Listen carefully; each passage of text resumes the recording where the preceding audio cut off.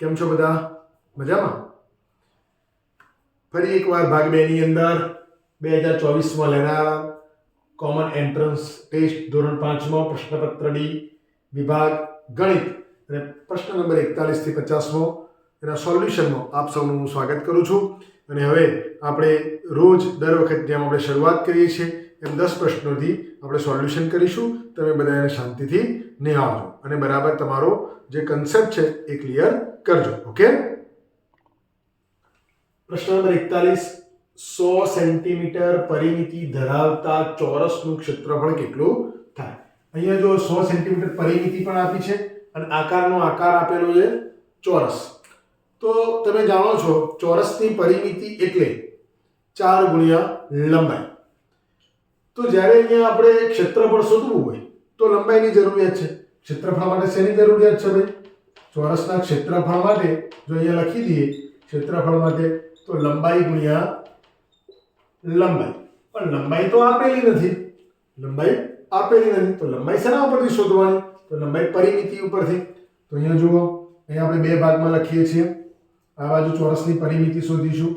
ચોરસની પરિમિતિ બરાબર 4 ગુણ્યા લંબાઈ.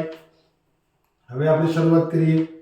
પરિમિતિ આપેલી છે 100, આ બાજુ 4 ગુણ્યા લંબાઈ. આ 4 જે ગુણાકારમાં અહીં છે એટલે કે ભાગાકાર બની જશે.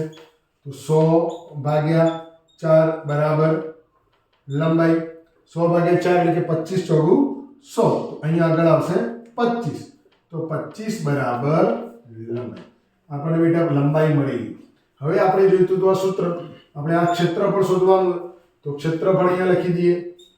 તો ચોરસનું ક્ષેત્રફળ બરાબર લંબાઈ ગુણ્યા લંબાઈ. તો એની અંદર લંબાઈ આપણને મળી 25. તો 25 ગુણ્યા 25. તો 25 ગુણ્યા 25 કરો એટલે કે 625. અને આપણને શું આપ્યું છે? સેન્ટીમીટર. તો ચોરસ સેન્ટીમીટર. 625 ચોરસ સેન્ટીમીટર થાય. આ એનો ક્ષેત્રફળ એટલે કે એરિયા. આપણે એરિયા શોધવાનો હતો. પરિમિતિ આપેલી, પેરામીટર્સ આપેલા હતા એના આધારે. તો એનો જવાબ મળી જાય છે આપણને વિકલ્પ નંબર ડી ની અંદર.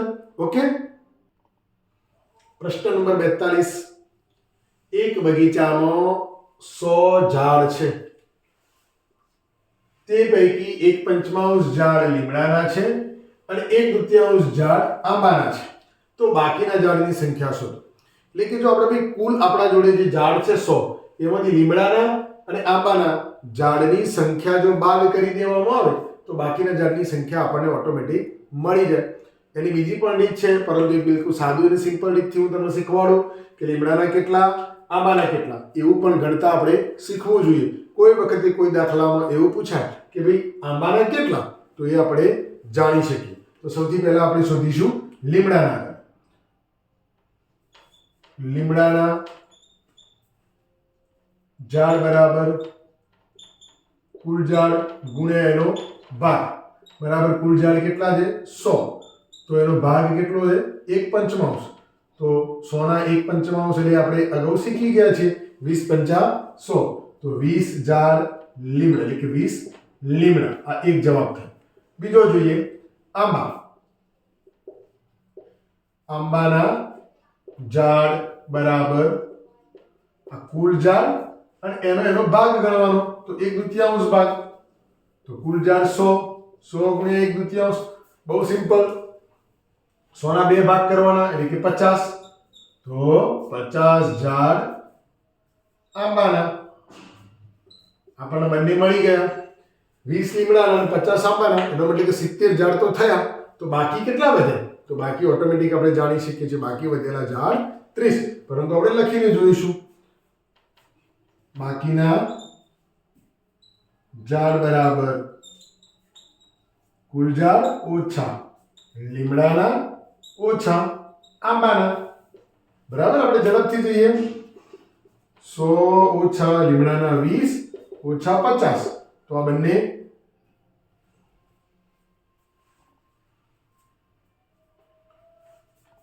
50. તો બાકી વધશે કેટલા? આ બંનેને ભેગા કરીએ એટલે કે 70. 100 ઓછા 70 બરાબર 30 ઝાડ. આ આપણો જવાબ આવી ગયો. જવાબ આપણને શેમાં મળે? તો વિકલ્પ નંબર સી ની અંદર આપણને મળી જાય છે. પ્રશ્ન નંબર 43, 240 સેન્ટીમીટર પરિમિતિ ધરાવતા ચોરસની બાજુનું માપ કેટલું? હમણાં જ આપણે જોયું ક્ષેત્રફળ કેટલું અને એની અંદર જે સિસ્ટમ અપનાવી એ જ સિસ્ટમ અહીં પણ છે. ચોરસની બાજુનું છે ભાઈ, પરિમિતિ આપેલી અને બાજુનું માપ શોધવાનું. ચોરસની બાજુનો મતલબ લંબાઈ. તો હવે પરિમિતિનું ચોરસનું સૂત્ર મૂકીશું, એની અંદર તેની લંબાઈ મળી જશે. તો ચોરસની પરિમિતિ બરાબર 4 વખત લંબાઈ. આ સૂત્રના આધારે અંદર મૂકીએ. પરિમિતિ 240, 4 એમના એમ આપણે શોધવાની લંબાઈ, લંબાઈના લંબાઈ 4 આપણે આ બાજુ લાવીશું તો ગુણાકારનું શું થઈ જશે? ભાગાકાર. માટે 240 ભાગ્યા 4 બરાબર લંબાઈ. આ એમના એમ કટ કરીશું. કેટલા ચોક 24 તો 60. તો 6 ચોક 24 એટલે કે 60 આપણી લંબાઈ મળી જાય છે. ચોરસની બાજુનું માપ આપણને મળી ગયું. બાજુનું માપ કેટલું? તો 60, જે આપણને કયા વિકલ્પમાં મળે છે? તો વિકલ્પ નંબર એ ની અંદર. પ્રશ્ન નંબર 44, 2/5 બરાબર 8 બોક્સ બરાબર બોક્સ 40 માં બોક્સ માટે યોગ્ય સંખ્યાનો વિકલ્પ પસંદ કરો. અહીં એક પેટર્ન જેવું છે. પેટર્નની અંદર આપણે એ સમજવું પડે કે એનો કયો સંબંધ દર્શાવવામાં આવ્યો છે. અહીં શું કહેવામાં આવે? તો અહીં આગળ જો હું ડાયરેક્ટ સીધી જ વાત કરું તો 2 ના 8 થયા તો કેવી રીતે થયા હોય? 2 ના ઘડિયામાં ક્યારે 8 આવે? તો એનો મતલબ કે ગુણ્યા 4 કર્યા એટલે કે 2 ચોક 8. તો તમે સમજી શકો છો નિયમ છે કે જો જેટલા છેદ વડે જેટલાનો ગુણાકાર કર્યો હોય એટલો અંશનો કરવો પડે. તો અંશનો જેટલો ગુણાકાર કર્યો એટલો છેદનો પણ કરવો પડે. તો અહીં પણ 4 ગુણ્યા 5 ગુણ્યા 4 એટલે અહીં જવાબ આવશે 20. પહેલો જવાબ આવશે 20. હોશિયાર છોકરો તો તરત જ એને જવાબ અહીંયા મળી જાય ફટ દઈને કે વિકલ્પ નંબર બી આવશે. પરંતુ આપણે આગળ ટેસ્ટિંગ કરીએ. 20 ના 40 કેવી રીતે થયા? તો 20 ના 40 માં ગુણ્યા 2. જો છેદમાં 2 વડે ગુણો તો અંશમાં પણ 2 વડે ગુણાકાર કરવો પડે. તો 8 દુ 16. આપણો જવાબ આપણને મળી જાય. બંને બોક્સની અંદર શું આવશે? વિકલ્પ નંબર બી. ઓકે, ખબર પડી ગઈ? પ્રશ્ન નંબર 45, નીચેનામાંથી કઈ સંખ્યાએ 6, 8 અને 12 નો અવયવી છે? અવયવી એટલે કે ગુણક. તું મારો ગુણક અને હું તારો અવયવી. એ ચેપ્ટરની અંદર આપણે શીખી ગયા છીએ. અવયવી એટલે કે એટલું સમજી લેવાનું. અગાઉના વિડીયોમાં પણ મેં તમને કહ્યું હતું કે જ્યારે અવયવી શબ્દ આવે ત્યારે આપણે એનો ઘડિયો યાદ કરવાનો. 6 એકાનો ઘડિયો, 8 એકાનો ઘડિયો અને 12 એકાનો ઘડિયો. આ ઘડિયાની અંદર આટલી રકમ આવે છે તો આપણે જોઈએ. પહેલું 6 ની અંદર 18 આવે તો 6 તરી 18. ઓકે. 6 6 36 આવે. 6 ચોક 24 આવે. 6 પંચો 30 એટલે કે 40. 6 6 36. 6 સિત્તો 42. 40 આવતા નથી એટલે કે પહેલા તો કેન્સલ. આપણે એક એકની વાત કરીએ. 6 ની વાત પૂરી થઈ. 8 ની વાત કરીએ. 8 ના ઘડિયામાં 18 આવે છે? ના. 8 દુ 16 અને 8 તરી 24 એટલે 18 પણ કેન્સલ. 8 ના ઘડિયામાં 36 આવે છે તો 8 પંચો 40 અને 8 છંગ 48 તો તરત એ પણ કેન્સલ. તો શું બાકી રહ્યું ભાઈ? 24. તો 8 તરી 24. 12 ના ઘડિયામાં હા તો 12 દુ 24. તો આપણે બાજુમાં અહીંયા લખીએ છીએ જવાબમાં આના રેફરન્સની અંદર 6 ચોક 24, 8 તરી 24 અને 12 દુ 24. આ રીતે ત્રણેય નો અવયવી એ બની જાય છે. માટે આપણો જવાબ નંબર શું થશે? સી સિલેક્ટ કરીએ છીએ. ક્લિયર? પ્રશ્ન નંબર 46, 2437.58 ગુણ્યા 0.001 ઇઝ ઇક્વલ ટુ. અહીં જવાબ જોતા પ્રશ્ન જોતા આપણને એમ થાય કે કેટલો બધો અઘરો છે, પણ આ દાખલો બિલકુલ સહેલો છે. કેવી રીતે? તો જ્યારે દશાંશ ચિહ્નની રકમ આપેલી હોય, ગુણાકારનો સંબંધ હોય તો દશાંશ ચિહ્નને આપણે સાદા અપૂર્ણાંકમાં ફેરવી દેવાનું. કેવી રીતે? તો જુઓ આનું કેટલા થશે? તો અહીં આગળ આપણે લખીએ છીએ કે 2437 અને 58 બે પોઈન્ટ કાઢી નાખે એનો મતલબ કે બે પોઈન્ટ વાળી એટલે કે બે શૂન્ય વાળી રકમ એના છેદની અંદર આવશે. બે શૂન્ય વાળી રકમ એટલે કે 100 ગુણ્યા અહીં 1 છે પણ એકની આગળ કેટલા પોઈન્ટ છે? 1 2 3 અને 4. તો એનો મતલબ કે 4 અંક વાળી કઈ સંખ્યા? 4 અંક વાળી કઈ સંખ્યા થશે? તો 4 અંક વાળી સંખ્યા થશે 1000, જેની એટલે એનો મતલબ 1 2 3 પોઈન્ટ પાછળ, તો એનો મતલબ 3 શૂન્ય વાળી. તો એકની નીચે 3 શૂન્ય, તો કોણ એકની નીચે 3 શૂન્ય ભાઈ? એકની નીચે 3 શૂન્ય વાળા 1000. હવે આનાથી આગળ વધીએ તો આ બંનેનો ગુણાકાર તો 1 જ થાય. ગુણાકાર 1 છે એટલે કે મૂળ રકમ જ આવશે અને 1000 ગુણ્યા 100 એટલે હવે કેટલા મીંડા થઈ જશે? 1 2 3 4 અને 5. તો એકની પાછળ 5 મીંડા. તો એનો મતલબ કે હવે એના પોઈન્ટ કાપવા તો 5 મીંડા છે તો 5 પોઈન્ટ કાપી દેવાના ઉપરની જે રકમ આપી હોય એમાંથી. તો આપણે પહેલા રકમ લખી દઈએ છીએ. જુઓ હવે 5 પોઈન્ટ તો એનો મતલબ 1 લાખ, એકમ, દશક, 100, 1000, 10000 અને લાખ. તો 1 2 3 4 અને 5. તો એનો મતલબ આવો જવાબ આપણને મળી જાય છે 2.437558. તો એવો રકમ ક્યાં આપેલી છે? તો વિકલ્પ નંબર સી ની અંદર મળી જાય છે ને. બિલકુલ ઈઝી. પ્રશ્ન નંબર 47, 10 રૂપિયાના એક સિક્કાનું વજન. અહીંયા બહુ સરસ મજાની વસ્તુ ધ્યાન રાખવા જેવી કે એક સિક્કાનું વજન 18 ગ્રામ છે. એક થેલી 10 રૂપિયાના સિક્કાથી ભરેલી છે જેનું વજન 9 કિલોગ્રામ છે. તો તેમાં 10 રૂપિયાના કેટલા સિક્કા હશે? આપણે કેટલું ભારે અને કેટલું હલકું એની અંદર આ આપણે ભણી ચૂક્યા છીએ. તેમ છતાં આજે વાત કરું કે જ્યારે આવો પ્રશ્ન હોય ત્યારે સૌથી પહેલું આપણે ગ્રામ આપેલા દઈએ અને અહીંયા કિલોગ્રામ આપેલા. એક સિક્કાનું વજન તો ગ્રામમાં જ હોય, પરંતુ કિલોગ્રામ આપ્યા તો કિલોગ્રામને આપણે ગ્રામમાં કન્વર્ટ કરીશું. આપણે જાણીએ છીએ કે ભાઈ 1 કિગ્રા બરાબર 1000 ગ્રામ. તો આપણી પાસે 9 કિલોગ્રામ આપ્યું છે તો 1 કિલોગ્રામ બરાબર 1000, તો 9 કિલોગ્રામ બરાબર 9000 ગ્રામ થાય. એક મળી ગયું આપણને. હવે આ 9000 ગ્રામના ભાગ પાડવાના. કેટલા ભાગવાના? 18. તો આપણે એ પણ જોઈએ કેટલા સિક્કા. કેટલા સિક્કા ગણવા હોય તો આપણે શું કરવું પડે?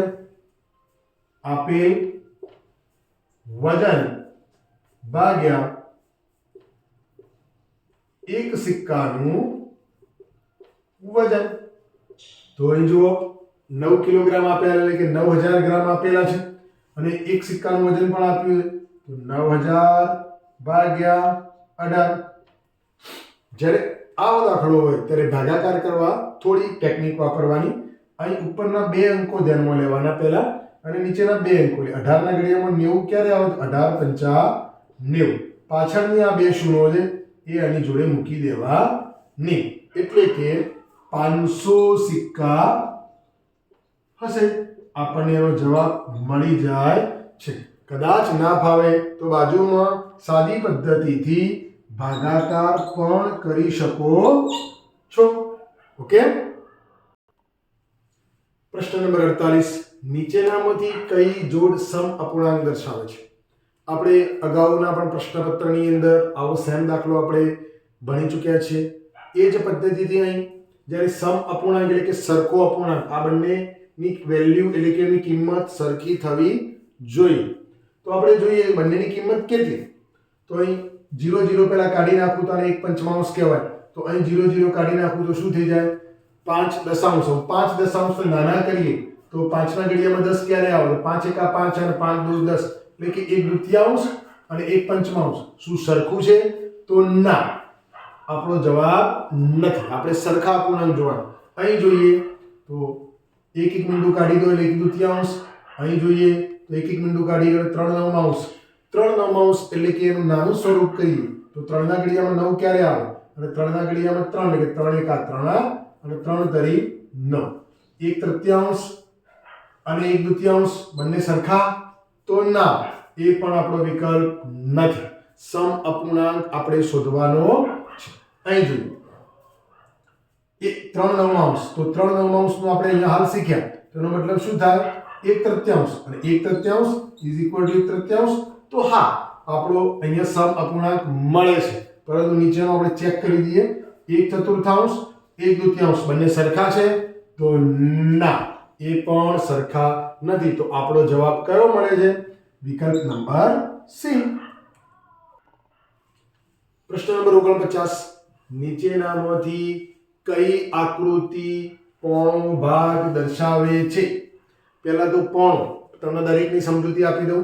સૌથી પહેલું આખો એટલે 1, અડધો એટલે 1/2, બરાબર, અને પા એટલે 1/4, અને પોણો એટલે અડધો અને પા બંને ભેગું કરો એટલે કે 3/4. એનો મતલબ કે 4 ભાગમાંથી 3 ભાગને પોણો કહીશું. તો અહીં જુઓ, 4 ભાગમાંથી કેટલા ભાગ છે? 2 ભાગ, એટલે એનો મતલબ કે અડધો, તો કેન્સલ. આ 1/2 કહેવાય, માટે કેન્સલ કરીએ છીએ.